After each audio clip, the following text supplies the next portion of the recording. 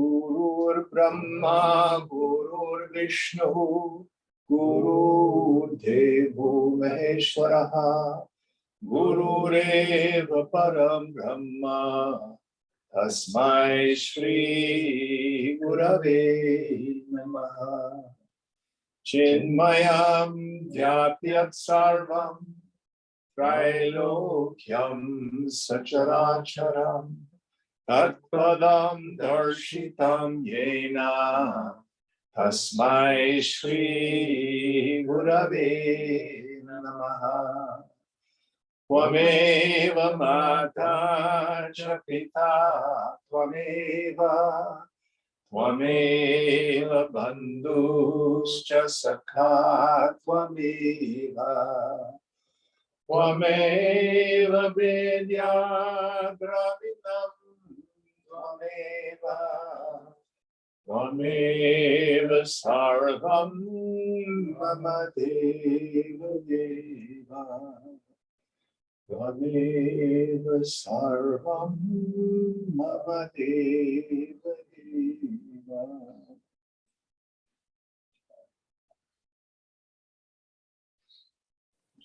Yatha sarvani bhutani pratibhanti sthitani cha yatraivo bhashamam yanti tasmai satyatmane namaha. So does anyone remember where we are? May I ask one of you to poke that white box so it goes away? I think we're in chapter 2. Number 26. Chapter 2, section 2, number 26, I believe. All right, so we are in the story of Shuka. He's talking with King Janaka, and he has said, I learned all this stuff from my dad, and now you've said the same stuff. What is the stuff that he's saying? The world occurs in consciousness like the images in a mirror, pratibimba. And Shuka says, yeah, but I can't seem to quiet my mind. This. Would someone please mute the microphone?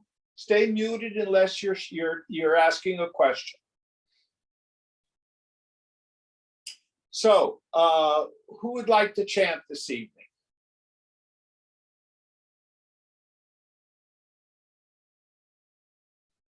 You chant? Sure. All right. So we are on chapter 2. What verse was it? Justin, you usually know. 26, I believe. Chapter 2, section 2, verse 26. Verse 26. Would you help us out? Sure. Sri Rama Vacha Praktanam Vasana Jalam Niyojayati Mam Yatha Mune Tathaiva Tishtami Vipana Kim Karomyaham. Sri Rama said, as this web of earlier mental impressions binds me, so do I stand helpless. What do I do?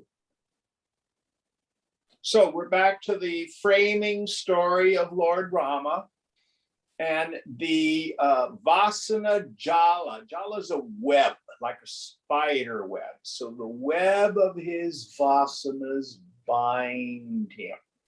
So let's talk a little bit about what a Vasana is. Many of you have heard this in other classes, but it's always of value to repeat it.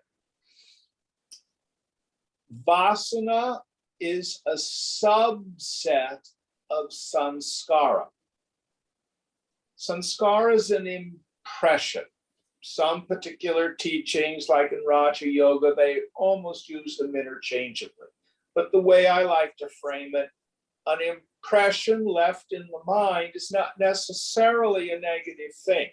For example, can you see that this is a lamp? The way you know it's a lamp is because of an impression. This was taught to you. Doesn't cause you to suffer, though. But these deeply rooted impressions that are ego prompted, meaning they have qualities of I-ness and mine-ness. I really love this object. I really hate that object, or I feel good and powerful, or I feel terrible and full of shame. Those kinds of impressions left in the mind as the result of previously performed egoistic actions we call vasanas. Vasanas have two powers. The first is avritti, or avarana shakti, veiling power. When the mind is under the influence of vasana, the first indication of it is the non-apprehension of my essential nature. I do not know aham brahmasmi, I am Brahman. The second power of a vasana, vikshepa shakti, from the root kshipati, which means to like throw or hurl a spear. The projecting power or agitating power.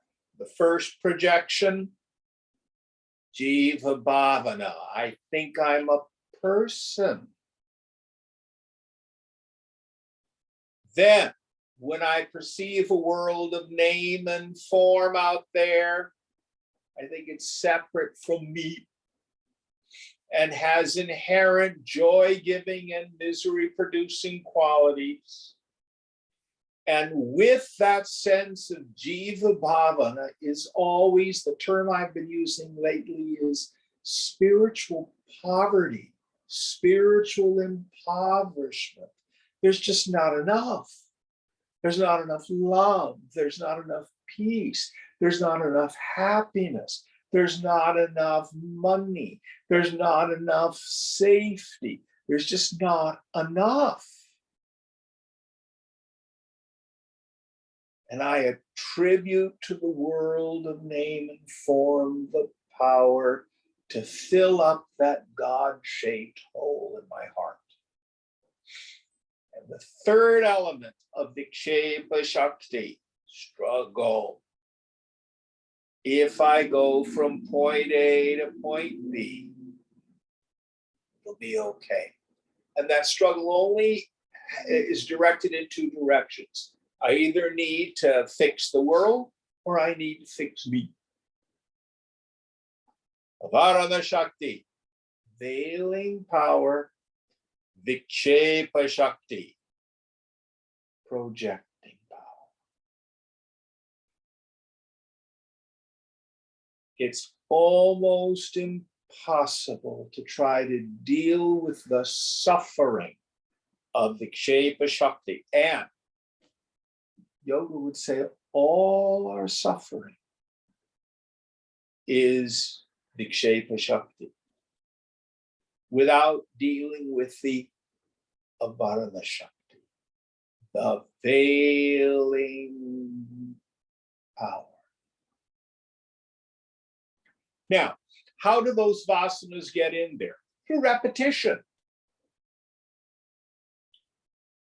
This is what I call the law of sankalpa, or the corollary to it. Whatever we look at, I sometimes call it the law of the third eye, the miner's headlamp in the middle of my forehead. Whatever I look at, I'm going to think about. What I look at repeatedly, I'm going to think about repeatedly. Repeated thought becomes habituated thought. Sanskara, vasana. Habituated thought sinks into the unconscious and becomes the law of my life. Impels me into repeating the activity, Then I start thinking about it and deepening the groove over and over again. So in the beginning, there are vasanas that continue to grossify the mind, where I dig the hole of my suffering deeper and deeper. Then there are vasanas that lead us towards liberation. Subhaj, auspicious desires, my desire to meditate, my desire for satsang, my desire to study scripture, ultimately my mumukshutva, my burning desire for liberation itself. Now, in the end, those have to go. But part of what we're going to do is start moving the mind. This is the process of our sadhana. From those destructive, grossifying vulgarities into auspicious patterns. Jim, how long do I need to meditate every day? Meditate every day until you desire to meditate every day. It will happen. It will happen. All right. With this Jim, frame could you in mind, repeat that? pardon me? Could you repeat that? What did you, the connection broke off a little bit. So Okay. you were saying, yeah. Someone, if they were to ask me, for how long do I need to meditate every day? And my answer was, until you desire to meditate every day. I see. In the beginning, it may be a struggle. Sure, But if you thanks. continue to do it, because these sanskaras are built by repetition, the mind prefers the familiar. Problem is, it frequently prefers the familiar to the good. What we're doing is making the good familiar. I like that. It's amazing how much of everything I do I'm noticing recently is just nothing but repetition. It's not It's what? very amazing. It's nothing but repetition.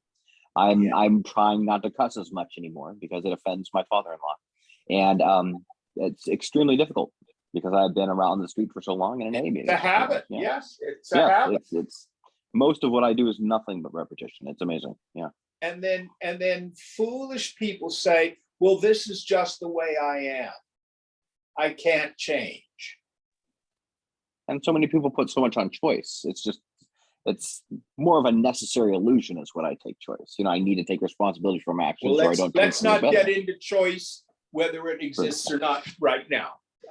I'm It's sorry. a good discussion, but we'll get to it at another time. All right, let's go on. Next verse. Vasishtha uvacha Vividho vasanavyohu Shubhoshchaiva shubhashchate Vasanaudhena shuddhena Tatra chedapaniyase Tatkramena shubhenaiva Padam prapyasi shastatam. Vasishtha said, the multitude of your mental impressions is twofold, good and bad. There, if you're carried away by the stream of pure mental impressions, you will in due course reach the eternal abode through those very impressions. Yes. So these vasanas, I like to talk about punya and papam. We normally think of punya as merit. Excuse me, punya, yes, punya as merit, papam as sin. What they are actions, both gross meaning physical actions and subtle meaning thought patterns, that either grossify or subtleize the mind. If I engage in an action physical or mental, and it has as a result deepening negative sanskaras. What do I mean by that? Well, let's say I'm a gossip. That's just a habit. That's going to get me in trouble eventually. Or I spend a whole lot of time reviewing my misery. That's going to grossify the mind. If I spend time catastrophizing about the future, oh my God, the world's going to end, and this is going to happen, and we're going to have cosmic collapse, and I can't stand it anymore. The universe is expanding. You know, we can just catastrophize about anything. These are ideas that grossify the mind. But if we turn the mind towards positive things, study scripture,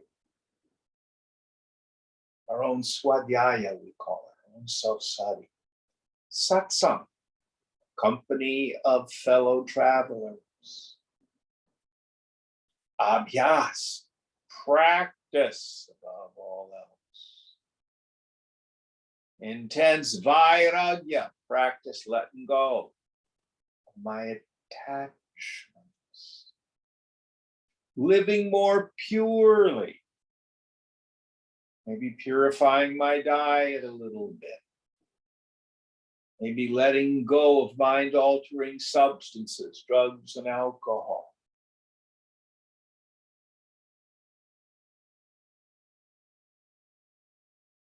You will know. You will know.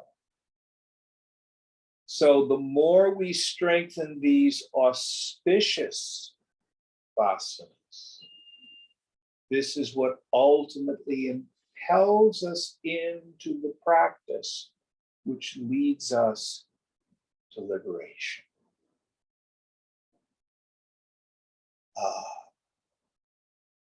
I will frequently tell someone, I want you to do a prayer every morning. In the morning, offer yourself to God. Ask God to be with you for the day. Ask God to remove the impediments to your spiritual growth. Oh, Jim, I don't believe this stuff. Anyway, I'm not sure it will work. I don't care.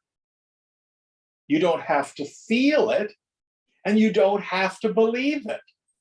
Just start by saying the words.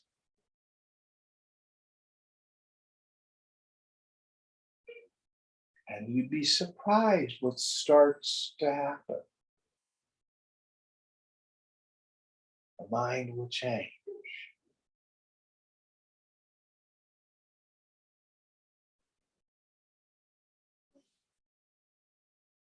Oh, Jim, I meditate for 20 minutes and nothing happens. Keep at it. Keep at it. Any thoughts on this? All right, next verse. अथ चेद शुभो भाव यत्नात् जेतव्य एव स. If the disposition of the mind is, however bad, it has got to be conquered by effort. Yes. For some of us, as the result of practice done in previous lifetimes, spiritual practice comes easily in this life. We aren't plagued by a lot of kleshas, afflictions, doshas, defects that get in the way. Others of us, our minds are a little grosser. Some of us a lot grosser. So, practice takes purushartha, self-effort.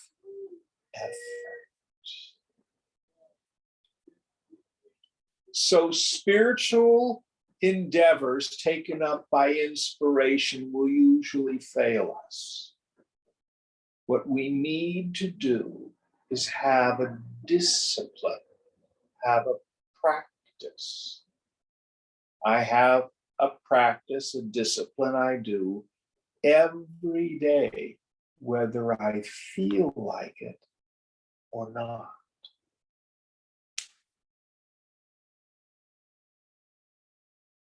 Drag the body, and the mind will follow.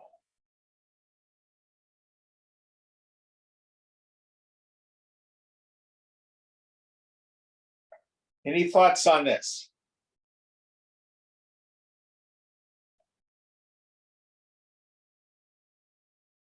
And all of us hit what the great Christian saint John of the Cross said, are dark nights of the soul. There are times when the mind is so rebellious, we can't seem to get ourselves to practice. We're in rebellion internally. Keep the intention going, get back to it as soon as you're able.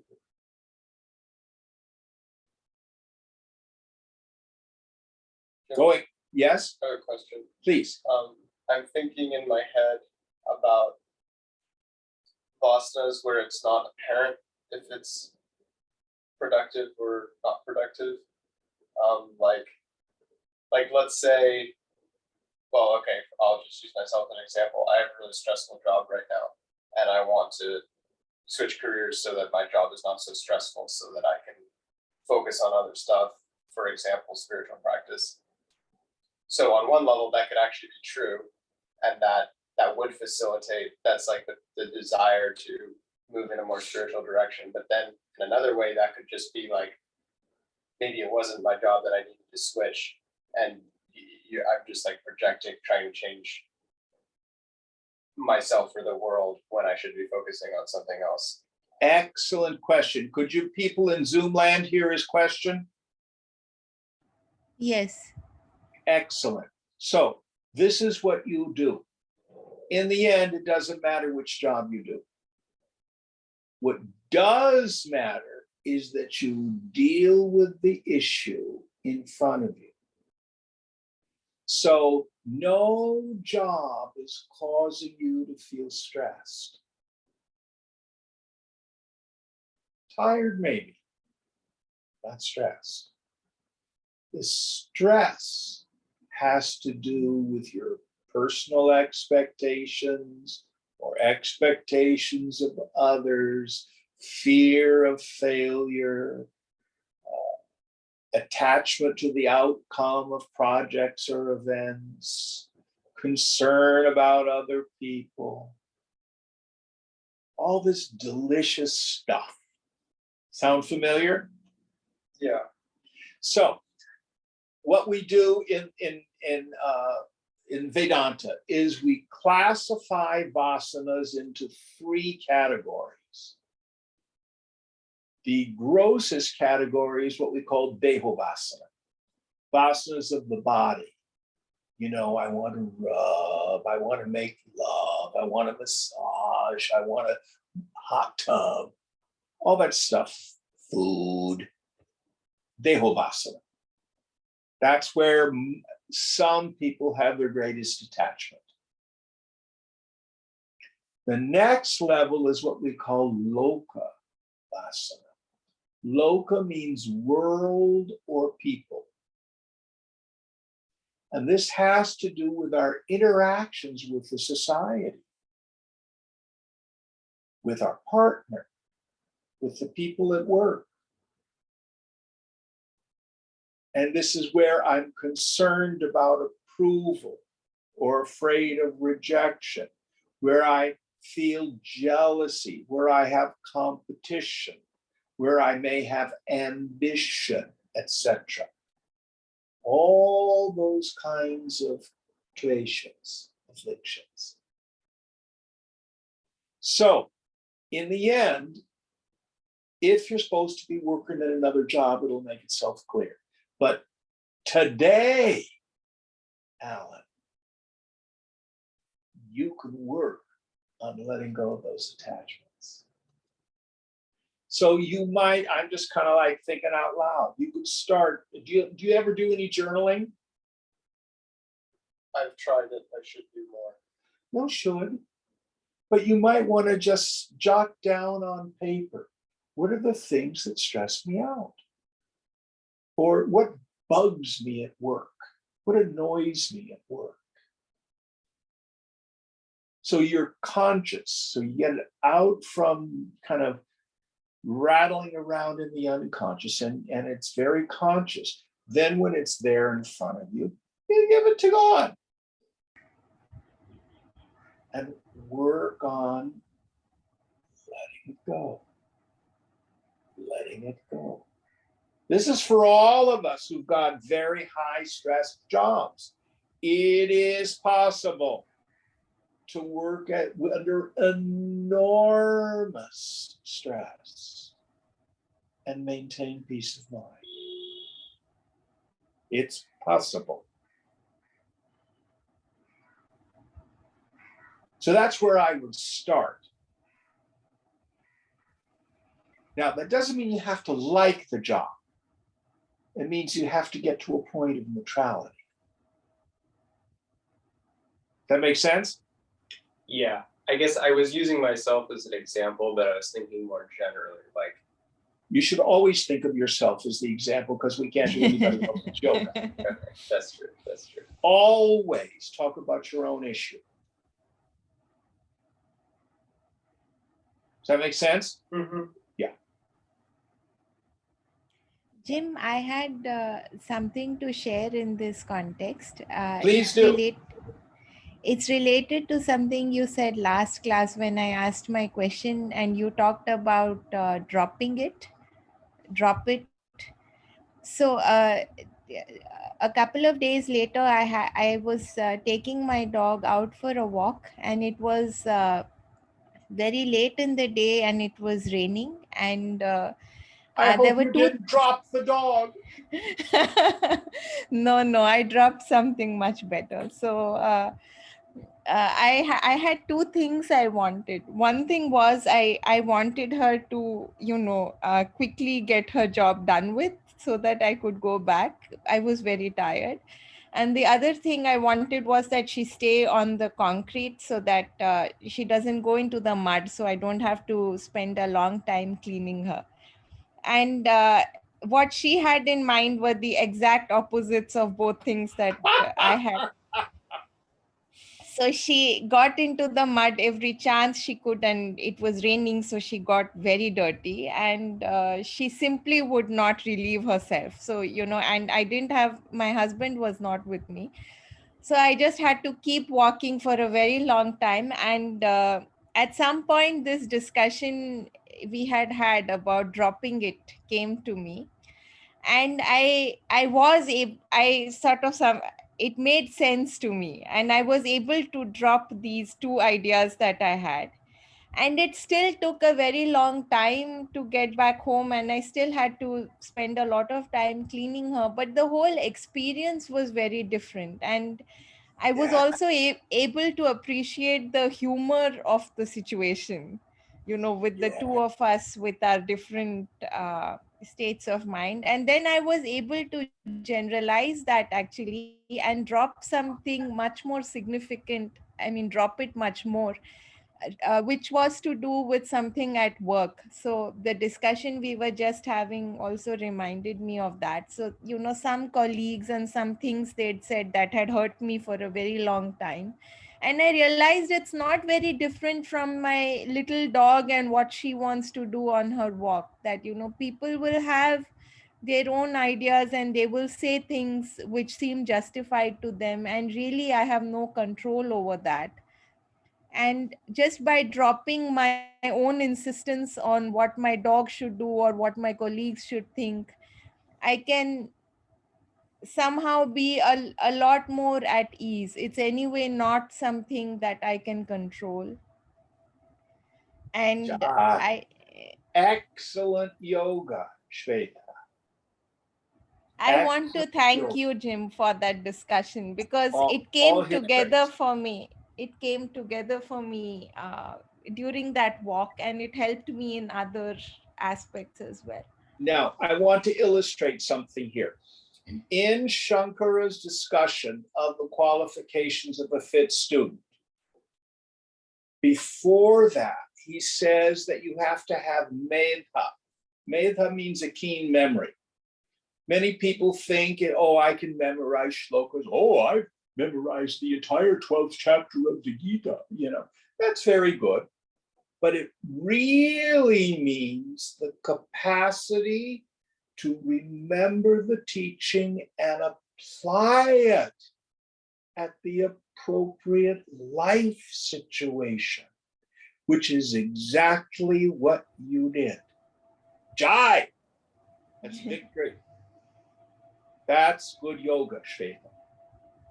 Thanks, Jim. So what you were discussing with I'm sorry, I didn't get the name of who was It's asking. Alan. Okay. Alan's here in the house. I see. So what Alan and you were discussing just now, I think is very related to this incident or this discussion we had last time, and I felt it's the same sort of thing that whether we change the job or not, and questions like these, the solutions would happen, but being able to just step back at this moment and not get bogged down by it Yes. is Now, perhaps the practice. Another frame that has helped. It is a spiritual axiom that if I'm disturbed, no matter the cause, I'm the one with the attachment, the expectation, the identification, the control issue. That doesn't mean they're right and I'm wrong. The world and its people are oftentimes quite wrong. But if I get upset, I'm the one with the problem. And that's my guru at the moment. So your little doggy was your guru. She often is, actually. And people at work who say unkind things, that's your guru. So I don't know if that's useful, Alan, as a way to approach it. And you don't have to wait till you get the new job to do this. This you can start right away. Let me see. So one question here. So what if this problem or at workplace is someone hurted someone, if it gets repeated again and again, how to? Are they hurting you or are they hurting someone else? No, just it's not hurting. It's like if there is a problem, but that is getting repeated every time, not once. Meaning you are in a situation where someone is, let's say, psychologically abusive. You've got a manager who manages by intimidation or something like that. I don't say intimidation. Let's say here in my case, let's say an example, like I have been given more work, even though I do my work in a very good manner, and I try to complete my work in time. And if I'm being given other work and I feel, from my perspective, I feel I'm giving more work. And first time I try to complete all my work, and second time again, because I'm doing the work, I'm being assigned more work. Just an example I'm giving here. Well, the thing is, those are things like healthy boundary issues. If you're thinking that you need the approval and validation of a manager, then you're out of luck, because most of them are incapable of doing that most of the time. They just don't have those skills, a lot of them. But if, on the other hand, at your job, you are given more work than you can do in your 40 hours a week, whatever your job description is, then it may be time to go to your boss and say, this workload is unrealistic in the time frame that you're giving me. So I need help. But be solution oriented. Now, if you go to your boss, you got to be willing to give up the job. The yogi has to be fearless. Okay. But you don't go, you're a terrible person. How can you give me so much terrible work? I quit. You know, that accomplishes nothing. Okay. I mean, You see what I earlier, mean? earlier I heard Shweta, like some of their colleagues hurt, hurt her by some discussion. That was Nobody can hurt us okay. unless they take a stick and bang us over the head. If that kind of situation gets repeated, in that case, If you don't react, if you let it go through, it will stop because you are drawing it for some reason. Nothing happens to us in these interactions by accident. so in that situation, drop it doesn't work, right? Yes, it does. It does. Let me give you another true story. True story. So many of you knew that I used to be a church musician. So my boss, Father Mark, would have his father come to the church for these big dinners before the big services on Christmas and Easter. Well, Mark's father had a cruel sense of humor. And those things don't particularly bother me, but he said some terribly unkind things to one of my colleagues. And so, you know, my boss is right there. I'm looking at his father and I say, Cliff, I don't find cruelty funny. So I'm going to leave the room. There was dead silence.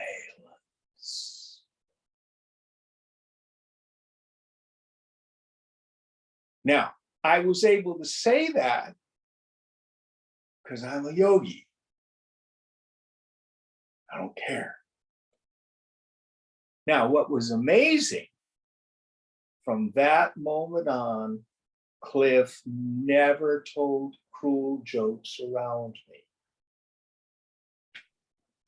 And out in the other room, his son, my boss, says, thank you so much. Because he was unable to say it to his father, nor was my colleague who was being humiliated. So the yogi is fearless, and she's able to speak truth to power, but do it in a way of consciousness raising, not wagging the finger and making people wrong. You're a bad person and stuff like that. And notice what I said. I've used I statements. I didn't say, you're a terrible person for telling those jokes. How could you do that? I didn't go there. I said, I don't find cruelty funny, so I'm going to leave the room. He could do with that whatever he wanted. I had another boss, I won't mention his name, who in my opinion was unethical. I won't go into the particulars, but he was kind of double dipping.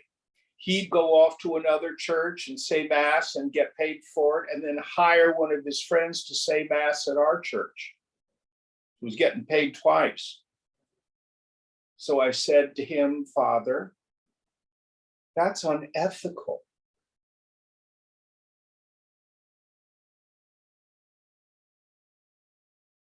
You know, he could have fired me on the spot.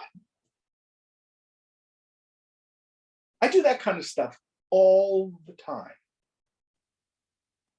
And Swamiji was the same way, even more so. He was fearless. Fearless. Doesn't mean for us to be cruel, but nobody has the power to upset us. Nobody has the power to make us feel anything. You and I let it in.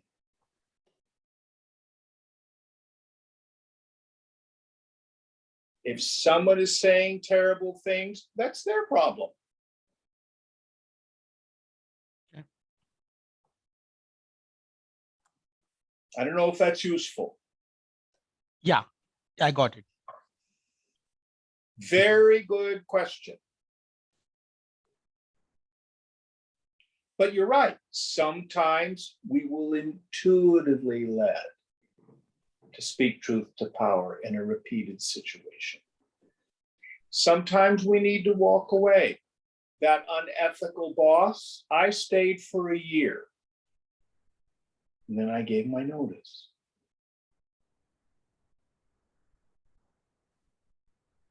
Okay. Yeah, thank you. Any other questions on this? Yeah, I have a question. This is Allison. Hi, how are you, dear? I'm good. How are you? Great. I guess I'm thinking about what we're creating for lifetimes to come. And, you know, I think about, like you just said, that you stayed at that one position for a year. And is like a year enough time to create a negative vasana going forward? Does it have to do with like the strength of your feeling during that time, or is it more duration? Yeah, I'm just getting a I little. wouldn't worry about it. I wouldn't worry about it. Keep doing your yoga. If you do your yoga, you're not going to be creating negative vasanas. So what I had to get to was a point of complete neutrality with this fellow. But it was very clear that he wasn't going to change. And I did not want to work in that environment. I also felt that my leaving would make a statement. Now, it's interesting. He left that job 3 months after I did. I have no idea why. I don't know the particulars.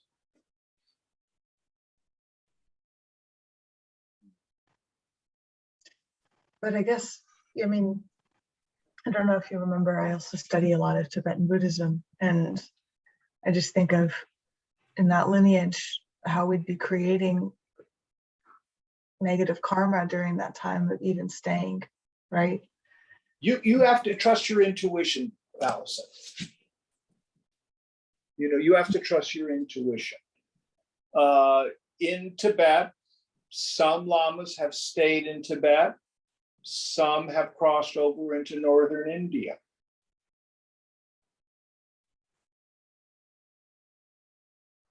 But along that line, one of my favorite stories, the Dalai Lama was once asked who his most important guru was.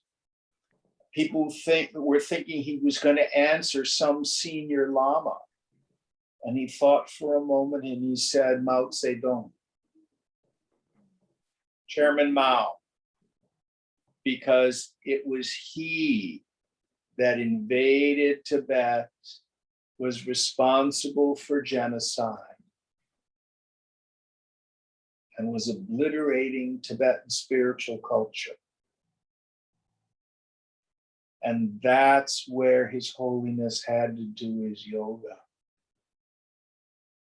to let go of his negative emotions around. Thank God you and I haven't had to do that kind of yoga.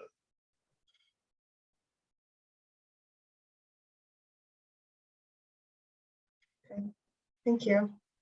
Now, what we study in this practice, this Advaita Vedanta, it's not about setting up a better lifetime in the future. If you wish it, it's about getting off the wheel of karma altogether. Oh yes, I know, but you know, sometimes I Rather than worrying about attainable. the main thing you want to do is just don't be a jerk. If you just take that on as a practice, that'll take you a long way.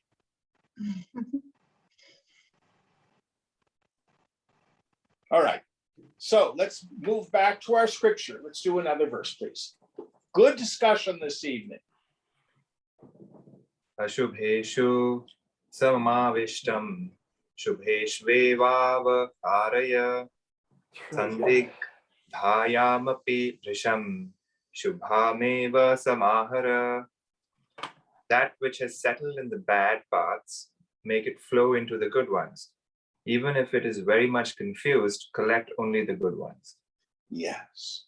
So little by little, thought by thought, it's like a river flowing, and we slowly build up the dams and move it into another channel of flow. Now, I want to talk a bit about what happens before we engage in a negative activity and afterward. I was talking with a person and they were sharing with me that they have a sex addiction. And I won't go into the particulars, but he does things that he's really not proud of. And he goes into what I guess in contemporary psychological language we would call a shame spiral afterward. So he acts out in this way. Essentially, he pays for women.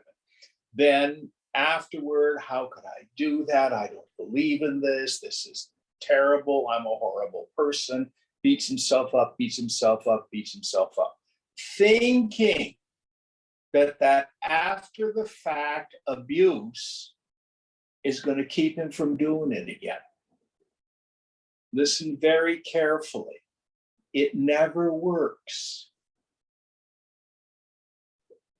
Self-abuse after the fact never works.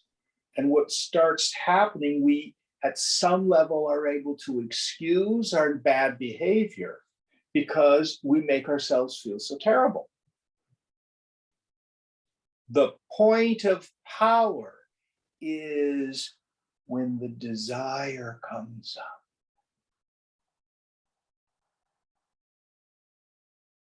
Now, just because I have a desire, just because I have a craving even, doesn't mean I have to act on it. Sometimes it's terribly powerful, given to the Lord. But what the scripture is talking about now is this point of power. Before you act, turn the mind someplace else. Two places you can turn it that are fruitful. Turn it to God. Om Namah Shivaya, Om Namah Shivaya, Om Namah Shivaya. Turn it to serving another person.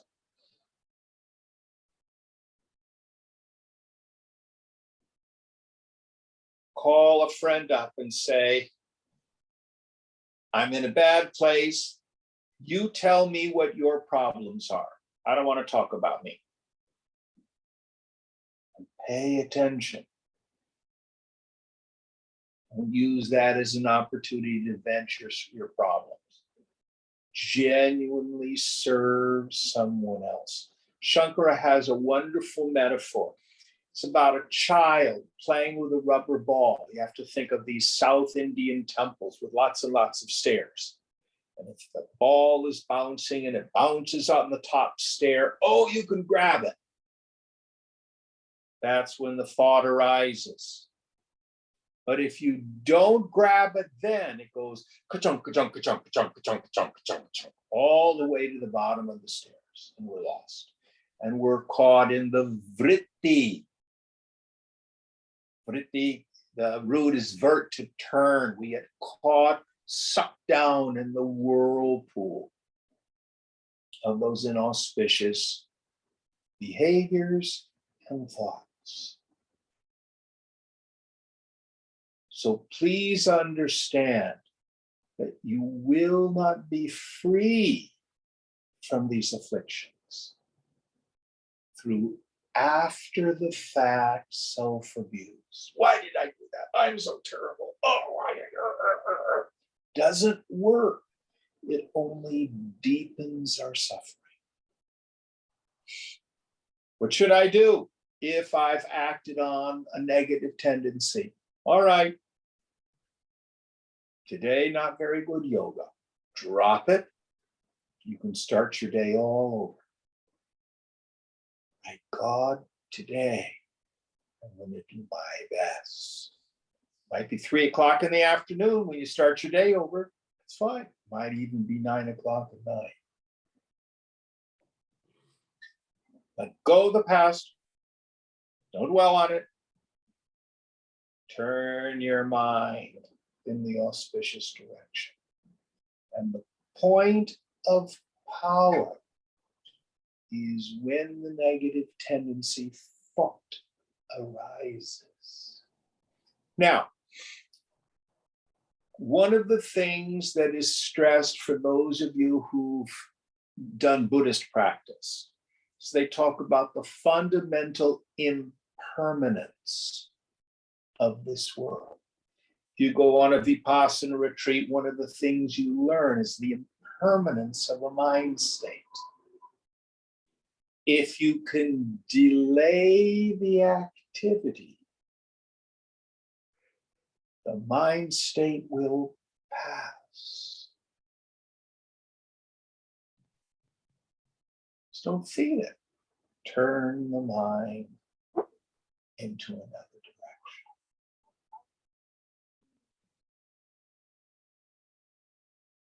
Now, one of the best is, God, help me. Save me, I'm suffering. We have this wonderful word in Sanskrit, sharanam, shelter. Ganesha sharanam, sharanam Ganesha, Ganesha sharanam. Ganesha, be my shelter. That's a place where I'm gonna park the boat of my mind so it's not in the storm.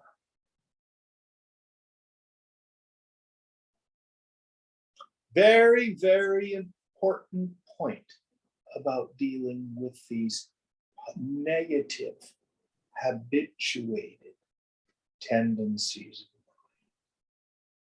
And we've got to be content with progress, not perfection in the beginning.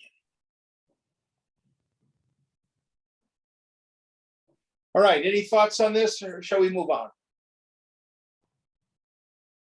Next verse. Tata pakvakashayena nunam vignata vastuna shubhopyasau tvayatyajyo vasanaudho niradhina. Then even this stream of good mental impressions should be abandoned by you with burnt up passion, free from anxiety, and indeed by understanding the nature of reality.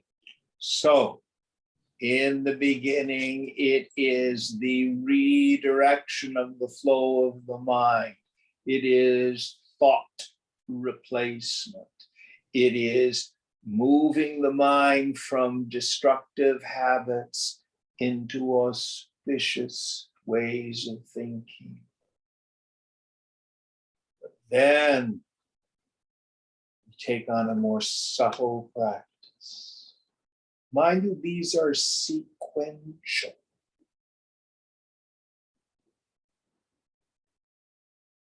Then we want to let go even the positive emotions. Stay with the meditation. Who am I? To whom did this thought occur? To me. Who am I? Koham. This was the entire practice that Ramana Maharshi gave us. But it's only fruitful in a mind that has done some of this preliminary practice. And in an auspicious moment, when we have the thinness of mind, Tanu Manasaha, the attentive faculty, deeply introverted. All the vasanas have ended.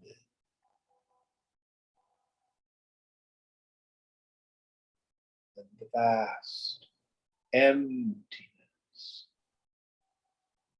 of our self-nature becomes apparent.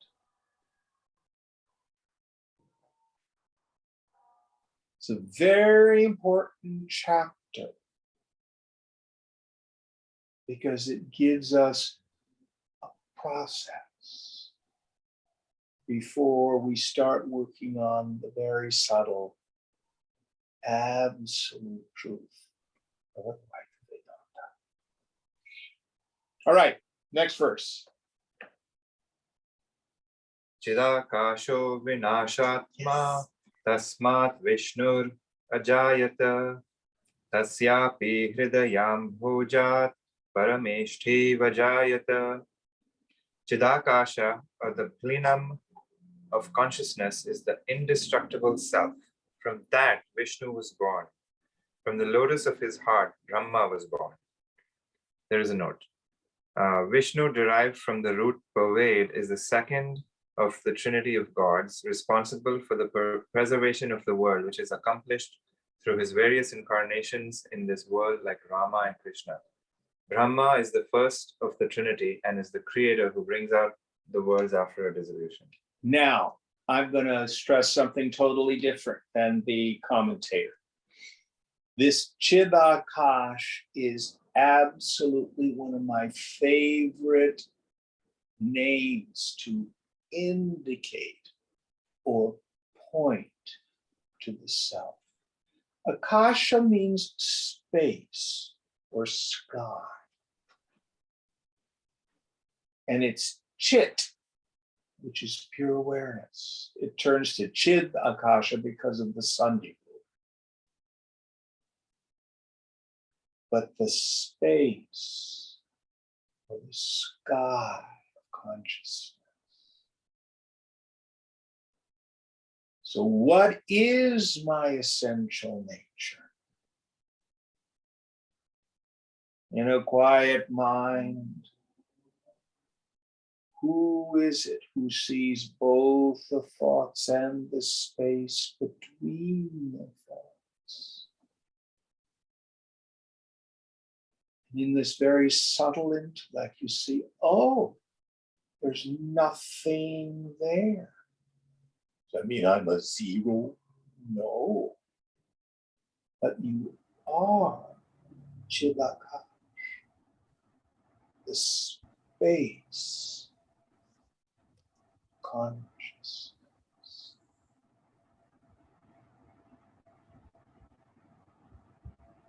Jim, I I have see a the room. question. Sorry, Let me please finish finish. this little riff. Let me finish, then we can have your question. I see the room from my viewpoint. You see the room from your viewpoint. I'm aware of my body. You are aware of your body. I'm aware of my feelings. You are aware of your feelings. I'm aware of my thoughts. You are aware of your thoughts. But when you look behind your eyes, when you notice the knower, all that's there is Chidakash, the space of consciousness. Now, the self in me is not like the self in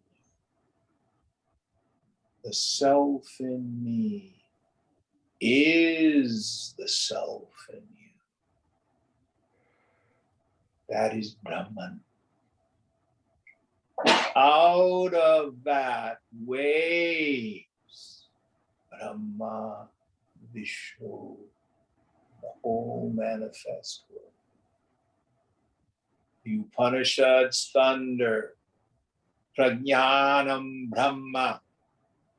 Brahman is consciousness. I am Atma, Brahma. This self is consciousness. All right, what's your question, Shweta? My question is about the Chidakash you were talking about. I am trying to get an intuition for this feeling of myness or I-ness. So as one steps back more and more and sees oneself as the witness more and more, and then finally one identifies with the Chidakash like you're saying. So is it that the feeling of I expands to this infinitude, or is it that this feeling of I is seen as an error? I always have a confusion about this sense of person. At what Okay. point? So Please go on. Yeah. So the ego sense, ahankriti, is a function in the intellect where I attribute to the self the qualities of the not self. You only have one self. You don't have an ego self, and then the supreme self is some different self. You only have one self. Do you see the phone? Yes. That's yourself. Now, my problem is I, in my intellect, superimpose on that all sorts of nonsense. So egoism is one of them. I am tall, I am short, I am good, I am bad, I have these qualities, I don't have those qualities. That's ahankara. The word literally means aham, first person pronoun. Kara means from kri, to make or to do. It's the thoughts that make the false sense of I. Now, another name for ego that the scriptures use is chaya. Chaya means a shadow or a reflection. So the ego seems to show up, the personal sense of self, as long as I don't investigate it. Just like when you take a flashlight, a torch, and you shine it on a shadow, it disappears. Introvert your attention. Go looking for your ego. Go looking for I, your direct experience of I. And what happens is that chaya falls. And what's left is this witnessing consciousness. I don't know if that made it clear. I think, well, it helps, but I still don't fully understand. So Don't try to understand, investigate yourself. Okay. That's the thing. You only have one self. So okay. Don't think about the self as something outside. Are you you? Yes. Yes. Now, what I want you to do, in as quiet a mind as possible, find out what is the nature of you. Maybe Yoga Vasishtha is wrong. Maybe you're a little gray ball with wings. Maybe you're a little person the size of a thumb. Maybe you're something else. But if you can see it as an object, that isn't you. Oh, Jim, I was in meditation and I saw gold white light. Who saw the gold white light? I did. You're not the gold white light. You're the one who saw it. Over and over again, we have to do that. Okay. Did we finish this verse? Yeah. All right. It's 9 o'clock, and so we have to quit. Very good stuff this week. Very good stuff. Again, much of this scripture this is an abridgment. So it's incredibly terse, incredibly dense. All the story stuff is to a large degree taken out and just get the essence of the knowledge. We're starting on 33 next week. I guess so. Is that where we are? Yeah, 33 next week. Om Purnamada Purnamidam Purnat Purnamudachyate Purnasya Purnamadaya Purnameva Vasishyate. Om Shanti Shanti Shanti. Hari Om Sri Guru Bhyo Namaha. Hari Om.